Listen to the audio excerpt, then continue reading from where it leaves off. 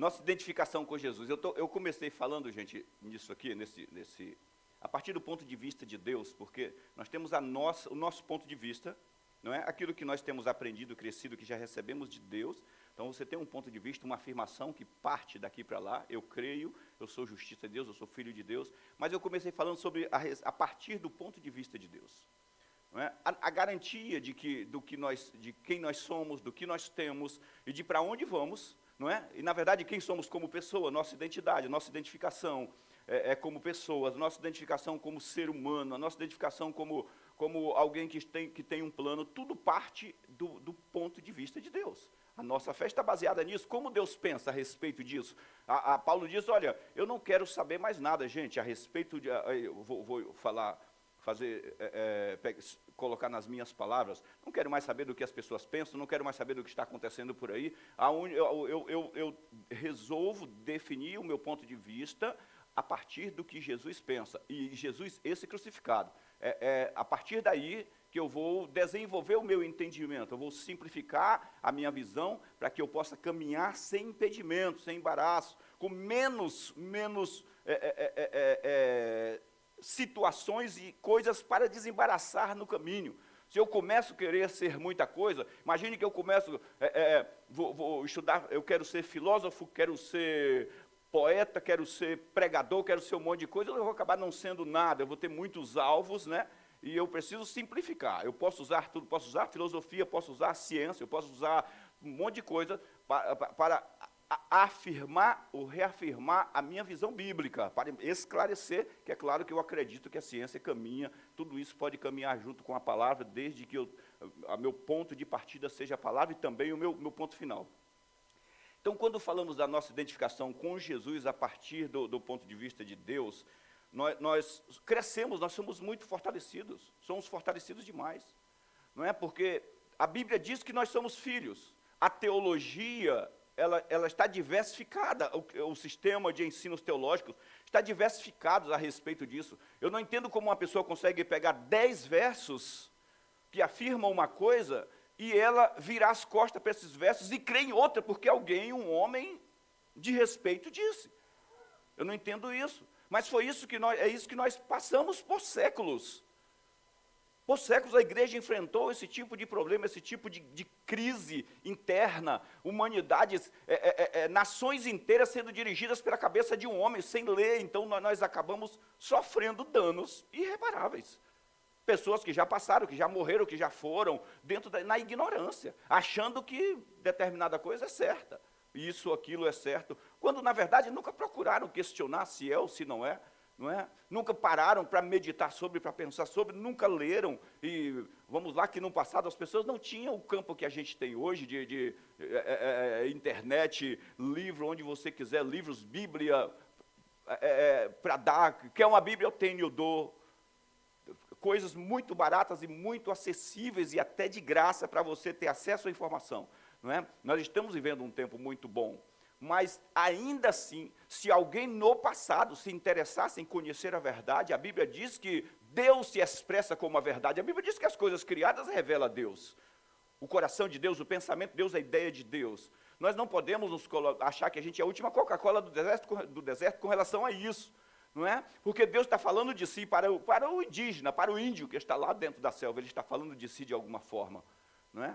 Pode ser que um cristão não chegue lá e não consiga pregar o evangelho para ele, mas não podemos dizer categoricamente esse cara vai para o inferno porque ele não ouviu Deus.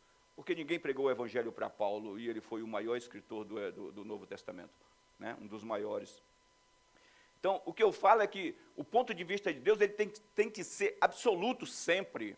Se eu consigo enxergar esta verdade, se eu meditei sobre, se eu tenho concordâncias, não é? Com uma expressão que Deus diz, cara, para mim é o suficiente.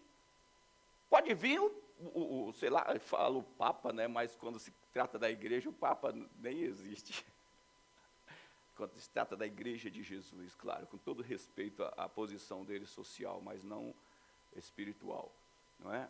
Então, não importa o quão grande seja, a palavra de Deus, ela tem sempre o amém, o sim, o final, o ômega da história. É importante que a gente entenda isso, porque o que nós estamos vivendo hoje? Nós estamos vivendo hoje uma mesclagem de cristão, de salvo e pecador. Às vezes o cara é salvo, às vezes o cara é pecador, às vezes é filho de Deus, às vezes ele é um enteado de Deus, não é? É verdade, às vezes ele é filho, tem dia que você é filho, eu estou feliz pra caramba, eu sou filho de Deus e tal, sou justiça de Deus, aí no outro dia eu sou adotivo, eu fui adotado, aí é verdade, e no outro dia eu sou enteado, maltratado por Deus, porque, meu Deus, parece um padrasto que só chinela, só me dá cacetada.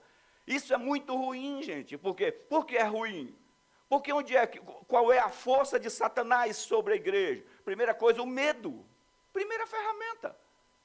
E quando você está inseguro com relação àquilo que você crê, quando você está inseguro com uma pessoa, você não consegue confiar plenamente nela. Se você estiver inseguro com alguém, gente, quando uma pessoa promove, é tipo assim, ó, se o empregado está inseguro com relação à empresa que trabalha, ele precisa resolver isso, parar e resolver, cara. Parar, reavaliar o posicionamento profissional dele, procurar apoio, meios que sustentem ele, e ele possa retornar à alegria, não é? Digamos assim, a virilidade profissional, para que ele possa produzir dentro daquela empresa e ser alguém cogitado para uma promoção, alguém de confiança do chefe, do líder, do patrão, seja lá de quem for, de quem está do seu superior. E se eu estiver em dúvida com relação ao meu casamento, o meu relacionamento com a minha esposa, eu preciso resolver isso, eu não posso caminhar em dúvida. Isso vai desgastando sem perceber, eu vou desgastando, o meu relacionamento desgastando, até que uma hora isso se torna algo totalmente inseguro e o diabo vai trabalhar nessa hora. A Bíblia diz que Satanás, quando ele tenta Jesus no deserto, Mateus 4 e Lucas 4, Jesus, quando repreende ele, diz que ele se ausentou por um tempo. Ele saiu e ficou à espreita o tempo inteiro, gente. O tempo inteiro. Eu gosto muito daquele filme, A Paixão de Cristo, aquela visão que o cara coloca no momento em que Jesus está sendo torturado, o diabo passando por trás das pessoas, ali aguardando, ele está, claro, incitando as pessoas a enfraquecer a ideia de Jesus. Ele está incitando as pessoas a minar a força de Cristo, a minar a determinação, o alvo de Jesus. Ele está incitando, pressionando de fora para dentro. É isso que Jesus disse. No mundo vocês terão pressões de fora para dentro. Vocês vão ser incitados a se render, a abrir mão. Eu li uns tempos atrás numa revista, Notícias de Israel, uma revista que é publicada. Antes saía uma vez por mês, uma vez por semana, agora não sei se... Não, uma vez por mês, na verdade.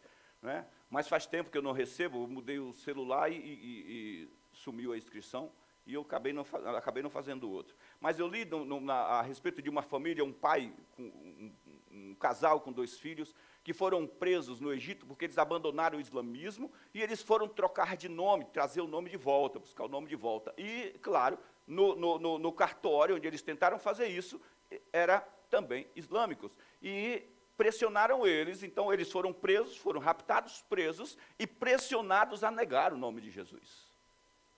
Porque eles se converteram ao cristianismo. Foram pressionados a negar. E o pai, quando viu os filhos sendo ameaçados de morte, os 2 filhos, o casal, ele se preparou para negar. E um dos filhos, o menor, disse: não faça isso, pai. Não faça isso. Não se preocupe, feche os olhos e não se preocupe com a gente. Uma definição firme de que a pressão de fora para dentro são as ameaças de Satanás que vai trabalhar. Acho legal a visão, o posicionamento em Lucas 15, não precisa ir lá, não precisa colocar não, pastor, mas em Lucas 15, falando do filho pródigo, o que fez aquele menino retornar para o apoio e a segurança do pai? A questão da realidade de quem ele era. Eu voltarei para o meu pai. Isso é muito legal, gente. Agora, imagine se ele pensa se ele tem na ideia, uma vaga ideia, de que ele não era filho, que ele era um bastardo, que ele era um adotivo, Cara, ele tem um filho lá dentro, o meu irmão, que é filho legítimo, está lá dentro. Quando eu chegar, ele vai me dar uma paulada, vai me dar umas cacetadas, vai me colocar como empregado. Mas ele fala: eu voltarei para o meu pai. Então, esse entendimento a partir da visão de Deus, que ele fez filhos, você é filho de Deus, gerado da natureza de Deus. E isso não é o pastor Dailton que diz, é a leitura bíblica. Nós vamos pegar alguns textos. A semana passada eu trouxe alguns textos aqui, não é? Para a gente estar falando, trazendo isso para uma realidade, para depois a gente começar a confessar, depois a gente começar a entender e fazer confissões baseadas numa realidade. Porque quando eu confesso, quais são as bases que eu tenho? Quando eu digo que eu sou alguma coisa, eu sou justiça de Deus. Por quê? Porque eu ouvi o Gui pregando que eu sou justiça de Deus. Mas você foi lá, deu uma conferida? Deu uma lida? Cara, para criar uma realidade, Paulo diz, olha, você tem que estar preparado na palavra da verdade para quando, é Paulo, Pedro, Tiago, ou João, ou um deles, um dos escritores do Novo Testamento, para quando questionarem a tua fé, acabou, questionou a tua fé, que está aqui, cara, perdão, copinho, foi feito com muito amor, gata, um acidente, né? Quando que ela disse, você tem que fazer um copinho, um verdinho. Eu fiz, está verdinho por causa dela. Quando questionarem a sua fé, você saiba o que falar. Gente, a fé superficial, eu conversei esses dias, poucos dias mesmo, com uma senhora, lá do Pimenta, era lá do Pimenta, né? E encontrei ela no caminho, ela estava falando, ela disse, pastor, que bênção, né? Como é que vai a igreja? Eu falei, vai bem, graças a Deus, uma bênção, tranquilo. Eu estava dentro no mercado lá, aí ela falou assim, o nosso padre essa semana, eu disse, nosso padre, não, só o seu. O nosso padre não, só o seu. Ela falou, pastor, mas Deus é um só. Eu disse, graças a Deus. Eu disse, mas ele é um só, não porque todo mundo busca ele. Ele é um só porque não existe outro. Ele é um só porque não existe outro. Eu disse, então eu preciso conhecer. Se ele é um só, eu preciso conhecê-lo. Então, o que fez essa senhora, depois de estar sentado em várias igrejas, porque ela congregou com a gente um tempo, mas ela já tinha vindo de uma igreja que era um pouco mais abaixo. Uma igreja cristã, que prega contra a idolatria, que prega contra essa ideia de apenas estar sentado no banco de uma igreja pode te fazer filho de Deus, porque senão essas cadeiras eram mais crentes do que todos nós. Só porque está dentro de um ambiente de culto. Não, é porque essa falta de entendimento, a falta de entendimento, e ela volta para um ponto onde agora eu vou te entregar um livro e diz assim, essa é a sua base de relacionamento com Deus, e você vai viver pelo que eu penso, e não pelo que Deus pensa. E acabou. E aparentemente é uma felicidade, tem aquela sensação de felicidade, aquela sensação de paz? Claro que tem. E a Bíblia diz que nós teremos, na grande tribulação, nós teremos 3 anos e meio de uma paz tão tremenda, tão gloriosa, podemos chamar de gloriosa, a paz externa? Podemos chamar, que aparentemente é uma paz tão tremenda que muita gente se renderá àquele que promove essa paz. Mas não é uma paz duradoura. Não é uma paz que garante sucesso, não é uma paz que aprofunda raízes reais e verdadeiras. Os mesmos que se renderão a essa paz serão os mesmos que serão abalados, porque ela não produz raízes. Então a gente precisa crescer demais, aprender muito disso. Coloca aqui para mim, pastor, Filipenses 2,15. Filipenses 2,13, perdão, 13, 14, 15. Filipenses 2, 13, 14, 15. Semana passada eu trouxe aqui a passagem de Gálatas 4, que diz, Paulo diz, né, eu estou como quem está de novo com dores de parto, de novo, até que Jesus seja formado em vocês. Estou de novo com dores de parto, até que Jesus seja formado em vocês. Aí, se você não compreendeu o texto, não der uma examinada direitinho, você vai pensar, cara, espera aí, então o cara se afastou de Jesus, Jesus sai de dentro dele, aí o cara volta para Jesus, porque Paulo fala de novo, novamente, e vai tentar colocar Jesus lá dentro de novo. Não, lá ele diz, até que Jesus seja formado em vocês, até que o que eu coloquei dentro de vocês, o que foi gerado dentro de vocês, se expanda para o lado de fora, a existência de vocês seja conformada com a existência de Jesus, e Jesus seja visto na vida de vocês. Jesus ocupe domine todo o contexto da existência de vocês, principalmente a vossa forma de pensar, porque eles estavam sendo persuadidos a uma contaminação de existência, de fé, da questão da fé. sendo tentados levar novamente a circuncisão, aos ritos que tinham acabado, encerrado quando Jesus vem. Aos ritos da lei, aqueles rituais que não precisavam mais, eles estavam sendo levados. Cara, legal, você é cristão e tudo, mas você ainda precisa sacrificar pelo menos um carneirinho. Você precisa circuncidar. E Paulo diz, cara, que negócio é esse? Como é que pode? Maravilha, eu fico maravilhado. Eu não consigo entender como é que vocês conseguiram fazer uma coisa dessa. Passar, sair do Espírito, da forma como vocês receberam com tanta alegria o Evangelho, e voltar de novo, cair, sair. Porque quando eu caio da graça, eu caio na lei e volto a fazer aquilo que eu gostaria de me sentir justo pelos meus próprios esforços. Verso 13 de Filipenses 2:13 diz assim, olha, verso 13 de Filipenses 2, diz assim, porque Deus é quem efetua em vós tanto querer como realizar, segundo a sua boa vontade. Presta atenção, vamos organizar nosso ponto de vista, não é? Paulo está falando para a igreja, ele está falando para a igreja, está falando para mim e para você. Ele não está falando para o lado de fora, não está falando para o mundo. Não está falando para quem não é cristão. Isso é uma mensagem para a igreja de Filipos, porque Deus efetua em vocês tanto querer como realizar. Legal. Segundo a sua boa vontade. Portanto, fazei tudo sem murmurações e contendas. Ele está falando que direções, segundo a sua boa vontade, direções que promovem a vida, que promovem o sucesso, que promovem o crescimento. Ele diz, cara, são pensamentos de Deus dentro de vocês.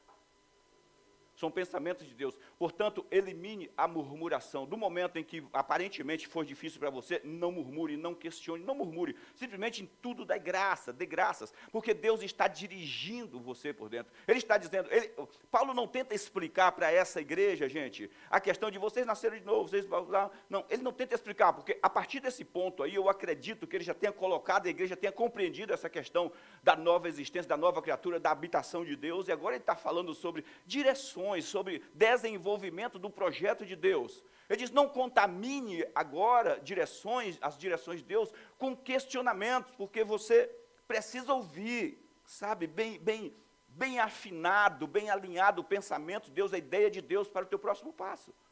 Ele diz, portanto, fazei tudo sem murmurações nem contendas. Verso 15, ele diz assim, para que vos torneis irrepreensíveis e sinceros, vírgula, para que vocês se tornem irrepreensíveis e sinceros.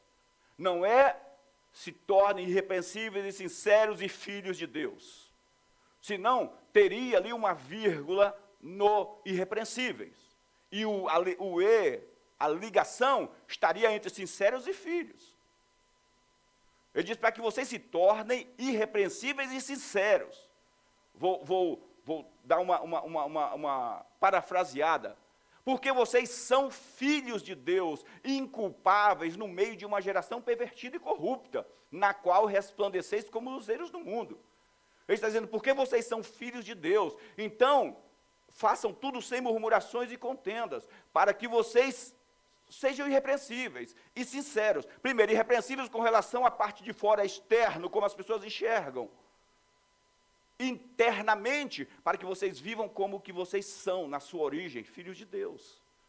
Então ele está dizendo, vocês são filhos de Deus, gente.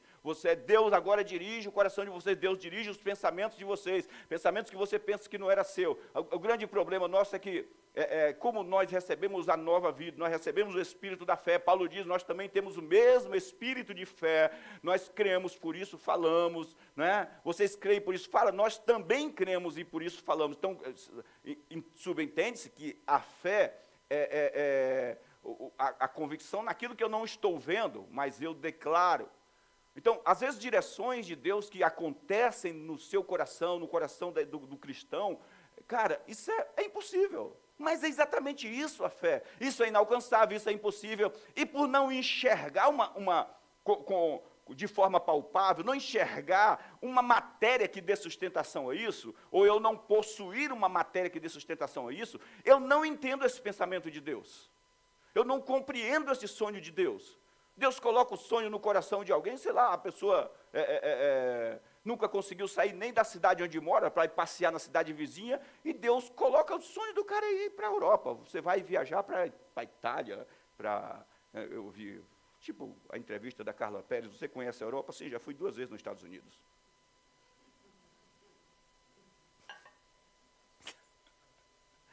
É o pessoal inteligente que manipula os nossos filhos, né? Os nossos não. De vocês, os meus já estão adultos. Já fui 2 vezes nos Estados Unidos. Então, Deus coloca lá no coração, você vai fazer isso, e a pessoa diz, claro, isso é impossível, e ela não se posiciona de acordo. Não se posiciona de acordo, porque a base para esse desenvolvimento, essa construção, essa operação do Espírito Santo é a nossa fé. A imagem que eu coloquei aqui, que eu pedi para o Henrique colocar, que acompanhou todo o slide da semana passada, que houve uma escolha que o artífice ele escolheu uma rocha, e ele está tecendo agora uma imagem, ele está formando uma imagem a partir de algo que ele já escolheu. Ele já tem uma imagem pronta dentro de si, ele já tem uma ideia pronta dentro de si. A partir daí, no final da mensagem, eu vou colocar aqui o que ele fez. Ele me falou. Claro, falou não, gente. Essa é uma foto da internet, né? Então, ele já tem uma ideia. Ele não começou a bater na pedra e disse, cara, aparentemente está saindo um coraçãozinho ali, né? Ele não começou a bater na pedra e disse, cara, o que é que eu posso tirar dessa pedra aqui? Essa vaga ideia de que eu vou na igreja, eu sou crente porque vou na igreja, eu sou crente porque, sei lá, eu sou crente porque eu recebo os irmãos em casa, eu sou crente porque eu carrego uma Bíblia debaixo do braço, essa é a ideia mais vaga, gente. Porque o único proveito que eu posso tirar de uma direção sem destino é entulho. O que esse cara pode tirar dessa pedra aqui, sabe o que é? Pó que o vento vai levar. Agora, o que ele pode fazer dessa rocha é o desenho que ele tem no coração. É diferente. Quando eu tenho entendimento do que eu fui formado, de quem eu sou, de onde eu venho, para onde eu vou. Romanos 8, 29. Quero pegar de novo aqui, eu comentei esse verso semana passada, né? Mas eu quero pegar de novo. Põe para mim aqui, pastor, por favor, Romanos 8, 29. Paulo faz uma afirmação, ele diz assim, porquanto os que de antemão antecipadamente conheceu, também os predestinou para serem conformes à imagem do seu Filho, a fim, com o objetivo, com o propósito, de que ele, Jesus, seja o primogênito, o primeiro de muitos irmãos. Dá uma olhada, gente.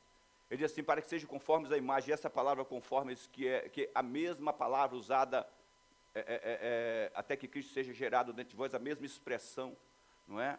A mesma expressão, ele diz até que, para que vocês sejam transformados na imagem que foi impressa dentro de vocês. Olha o pensamento de Deus em Jeremias, em Ezequiel. Jeremias fala basicamente a mesma coisa. Eu imprimirei em suas mentes as minhas leis e escreverei em seus corações. Olha só, impressão ninguém pode tirar uma impressão de uma imagem sem nada. De uma folha em branco.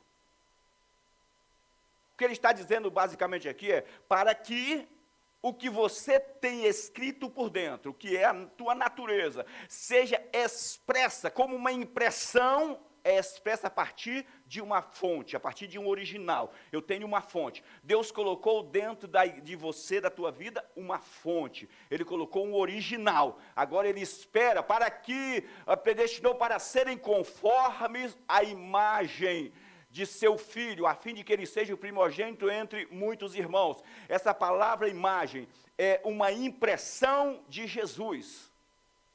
Um evangelista escocês, acho que escocês, um evangelista, né, que não é brasileiro,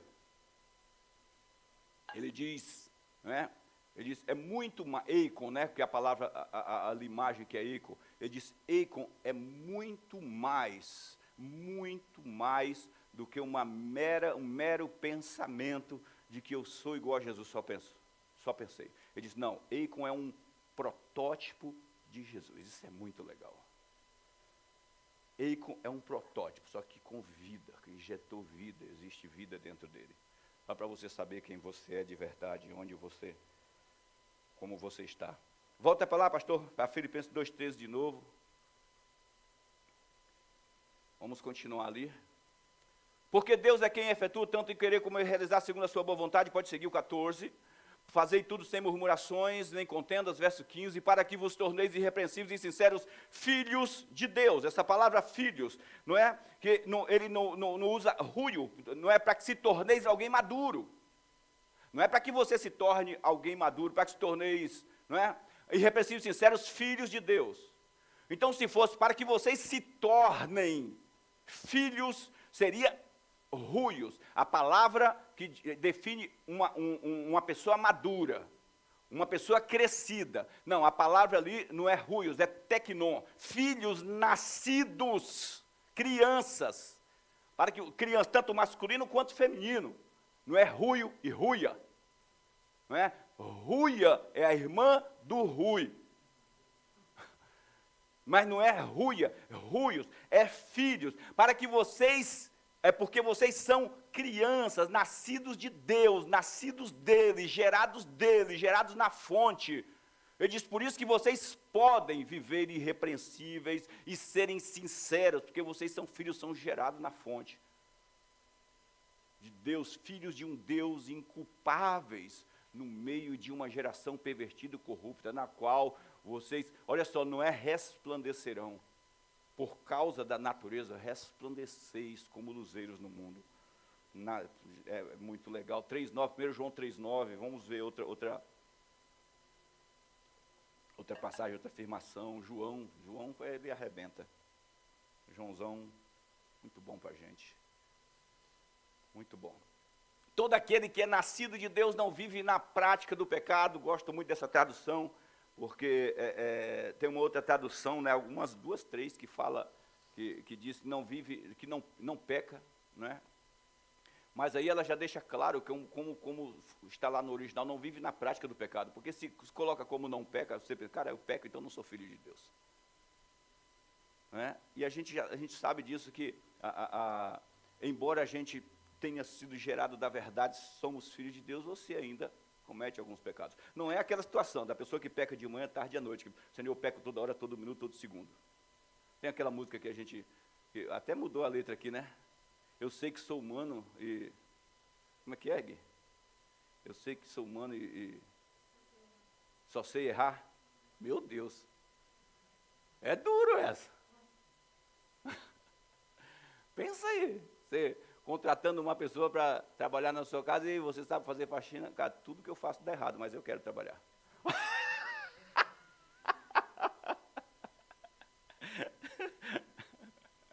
Então vai limpar o quintal, mas não é faxina, vai limpar, pelo amor de Deus.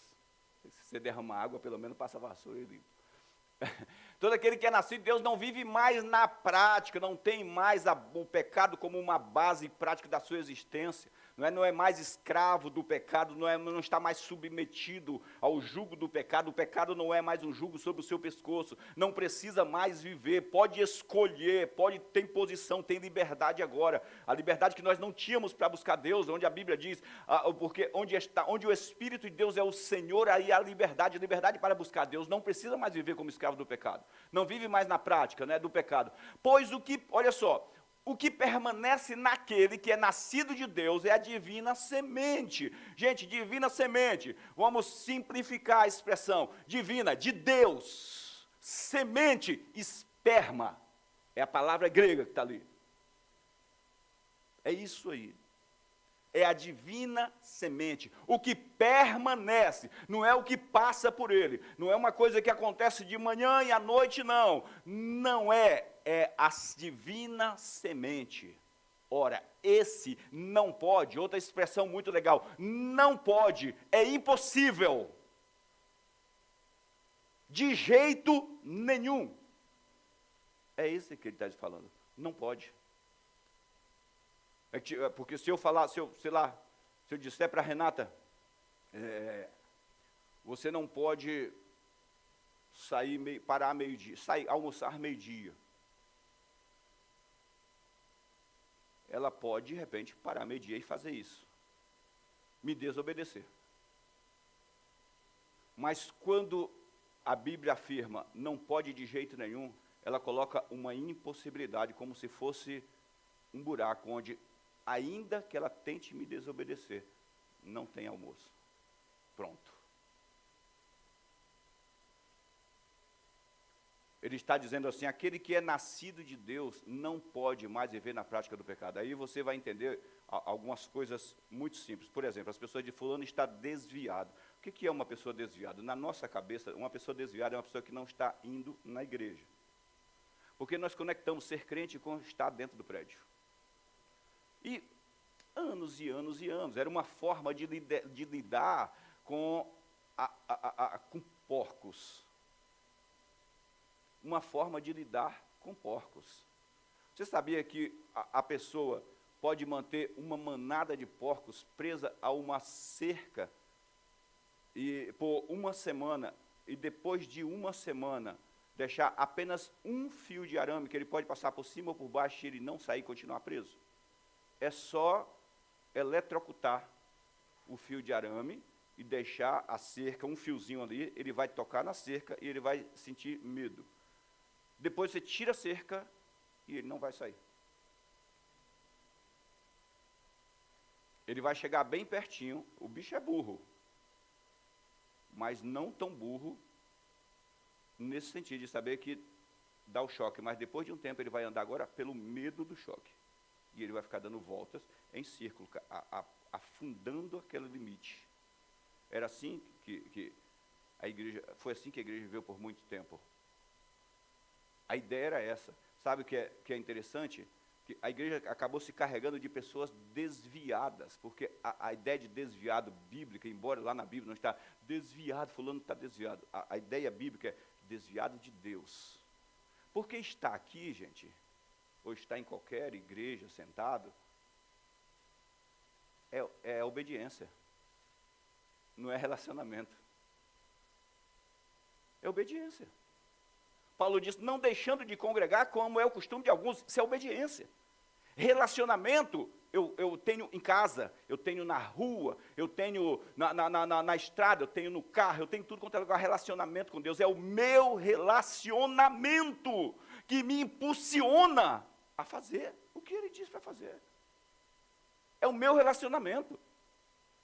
O que fez aquele filho pródigo falar, na casa de meu pai, foi uma base de relacionamento. Quando ele pede a herança, você não ouve, não tem uma leitura lá de um pai dizendo, você é moleque mau e vai destruir tudo, e vai gastar tudo na vida, e presta bem atenção, se você não volte mais. E não, a Bíblia diz que o pai pega e divide a herança entre os dois e entrega para ele, e o abençoa, fica na porta, todo dia aguardando a volta dele, todos os dias, relacionamento. E quando ele pensa, quando ele cai em si, imediatamente ele pensa logo na bondade do pai, porque ele não pensa no pai repelido de casa, pelo contrário, pensa na bondade. Olha, quantos trabalhadores do meu pai vivem tão bem, os jornaleiros do meu pai é melhor do que eu. Ele pensa logo na bondade, porque existia um relacionamento. É o nosso relacionamento que nos faz caminhar fechados com Deus.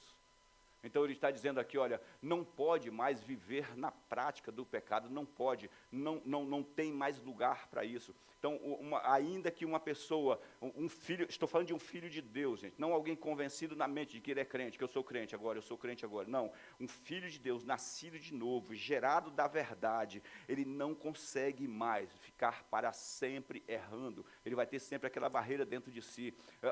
Já vi várias situações de um cara está errando, sei lá, está no meio de bandido na rua, está no meio de... voltou para usar drogas, mas quando se trata do cristão, ele, cara, deixa os irmãos. Porque essa natureza, essa tentativa de proteger o cristianismo, de proteger uma ideia religiosa, se não for alguma coisa que incomoda ele lá dentro, ele diz, cara, você tem que voltar para casa, tem que se juntar com o corpo, tem que se fortalecer. É exatamente isso que ele está dizendo, permanece nele a divina semente, e esse não pode mais viver na prática do pecado, não consegue mais.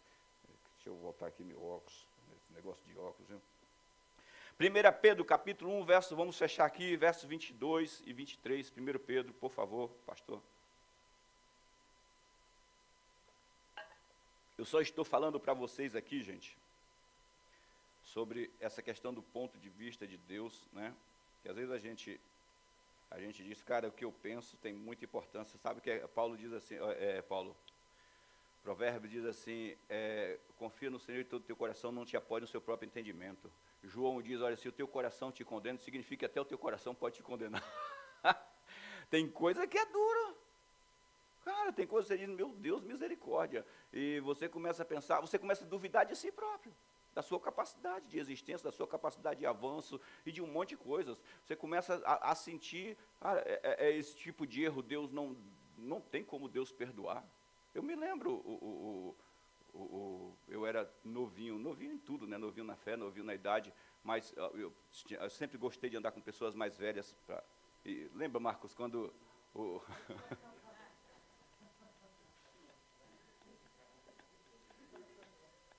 Olha o Gabriel é perigoso.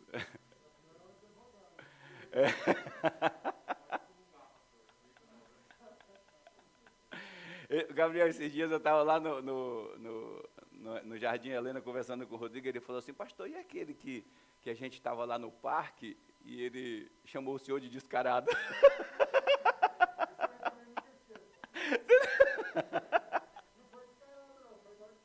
Foi pior, né? E pegou a garrafa d'água lá.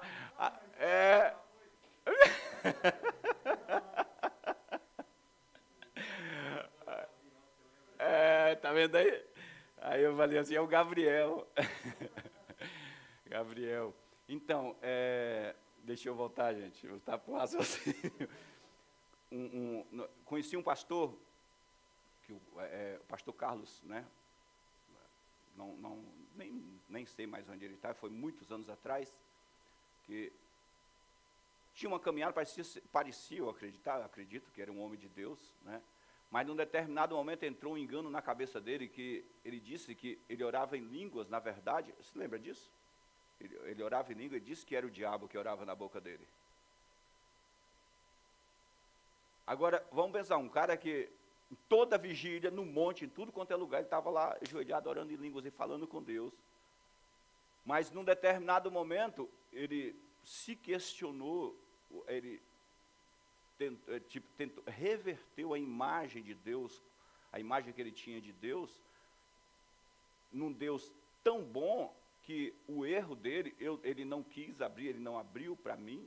Eu era diácono, depois que o Marcos, na verdade, era a pessoa quem ele poderia se abrir, mas ele também não se abriu como deveria.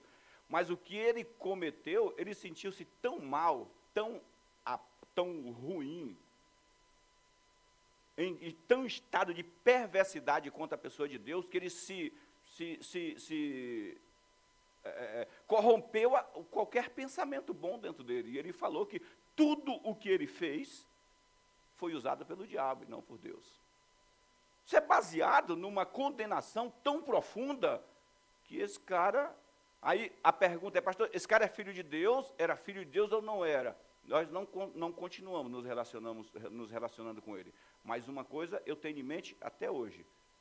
Para não ser confrontado com a verdade, porque é tipo assim, quem tem certeza que é do diabo não tem problema nenhum com conversar com quem é de Deus.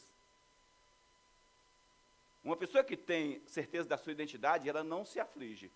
Mas uma pessoa que não tem certeza da sua identidade, ela tem problemas com conversar. E ele não quis mais conversar porque ele não queria ser convencido do contrário. Talvez a frustração e... Ele, não, gente, não quero mais conversar sobre isso, não quero mais falar sobre isso, não quero mais receber visita, tanto que depois eu quis visitá-lo porque ele morava bem pertinho da minha casa. Então, o que eu estou falando para vocês é que essa questão da nova natureza, do ser nova criatura, é uma ação, uma geração, uma realização de Deus dentro do cristão.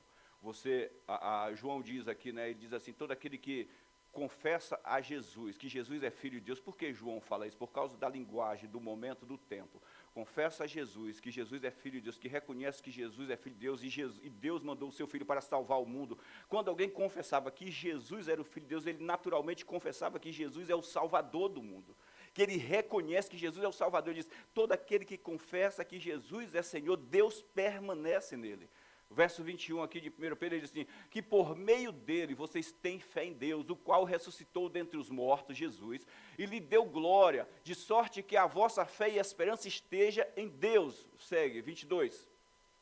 Tendo purificado a vossa alma, presta atenção, tendo purificado a vossa alma, mas tem uma outra tradução que diz purificando, e no original é purificando a vossa alma, não o vosso espírito, purificando a vossa alma, a vossa forma de pensar, renovando os vossos pensamentos. Isso é uma coisa que eu faço. Eu exponho a minha mente a uma renovação, a passar a pensar como Deus pensa, a passar a declarar aquilo que Deus declara sobre mim, ainda que seja difícil, que doa. Quantas vezes nós somos induzidos a negociar os nossos princípios? Cara, e pensa uma coisa ruim, é você negociar, é você afirmar uma verdade diante de uma situação onde, se você concordar com a situação, você sairia bem, ficaria bem na fita. Em níveis elevados, legal, cara. Mas você precisa manter o princípio da verdade. Precisa manter. Os discípulos, quando foram pressionados a não falar mais o nome de Jesus, ele disse, ainda que com sofrimento, convém mais agradar a homens ou a Deus. E nós sabemos o que eles fizeram, já saíram dali anunciando o nome de Jesus.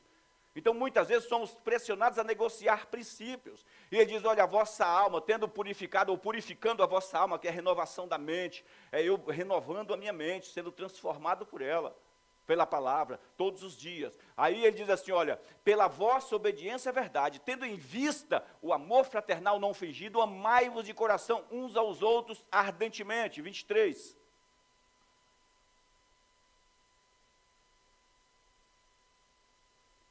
Pois fostes regenerados. Essa palavra regenerados, no original, gerados de novo. Não de semente corruptível. Pedro reafirma João. Ou João afirma Pedro. Quem escreveu primeiro? Sendo gerados de novo, não mais de uma semente corruptível, não de um homem nascido no pecado e do pecado, não numa semente misturada com a semente de Adão, mas nascido da semente mediante a palavra de Deus, Jesus, a qual vive e não mais pode passar, é permanente, é para sempre. Então ele diz, agora renove as suas mentes baseado em quem vocês são. Renove a vossa forma de pensar baseado em quem vocês são. Não deixe mais que o diabo, com seu terror, com seu trabalho, porque sabe onde é que o diabo é terrorista? A gente aqui, nesse presente século aqui.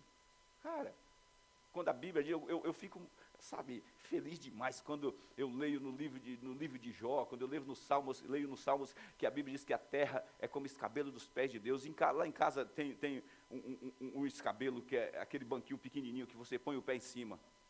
Não é nem o banco para sentar, é o escabelo. É aquele coisinha pequenininho que você põe o pé em cima para descansar, sabe? É escabelo dos pés de Deus. Então, o diabo, ele é o terror aqui, gente.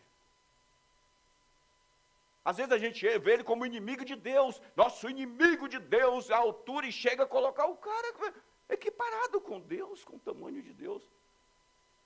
Aí ele é uma formiga que corrompeu outras formigas, para organizar na sua mente. Deus é o tamanduá.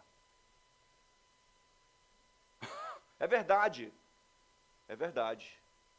A grande questão é que nós, aparentemente, poderíamos ser como formigas, só que tamanduá pegou a gente e levantou e disse, agora vocês têm autoridade, fiquem tranquilos, ande como quem tem, renove as suas mentes, revejam as coisas, olhem de cima para baixo agora, como quem está sentado aqui com o meu filho, olha só, eu vejo vocês. A Bíblia diz que por meio de Jesus, gerar por meio de Jesus é através de Jesus. Gente, reinar através de Jesus, viver através de Jesus, se relacionar com Deus através de Jesus. A Bíblia diz que quando o véu foi rasgado, Jesus, pelo seu corpo, gera o véu. Sabe o que é através de Jesus? Imagine assim, que a gente coloque um plástico aí, um plástico fosco, e aí coloque do lado de lá umas 10 pessoas. Depende da posição que a pessoa ficar, é claro, colocar todo mundo mais ou menos no mesmo perfil. Você coloca um gordo lá, você vai dizer, sei lá, é fulano, né? Mas coloque lá umas 10 pessoas. Se você não vê o rosto, não vê nada, você não consegue reconhecer essa pessoa.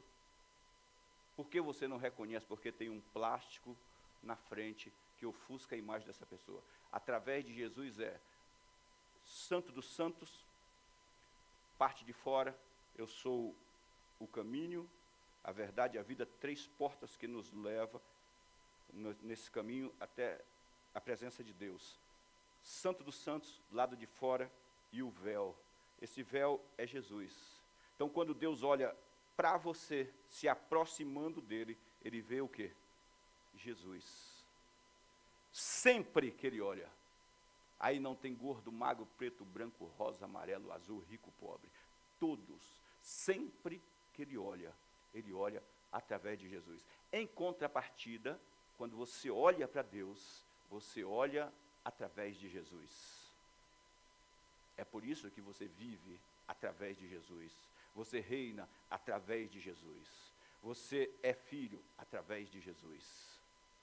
Então não permita que o inferno negocie a sua real natureza. Não permita que ele negocie a sua vida como um filho de Deus regenerado. Não permita que um profeta de quase 1000 anos antes de Jesus diga: Deus fez uma coisa nova na terra. E você é essa coisa nova, porque a Bíblia diz que nós somos, João escreve, nós somos aperfeiçoados no amor. Sabe o que é a palavra lá, aperfeiçoados? Põe aqui, deixa eu fechar com esse verso, põe aqui, capítulo 4:17 de 1 João, pastor. Está aí pertinho, 1 João 4:17. Presta atenção nisso aqui, gente, essa palavra.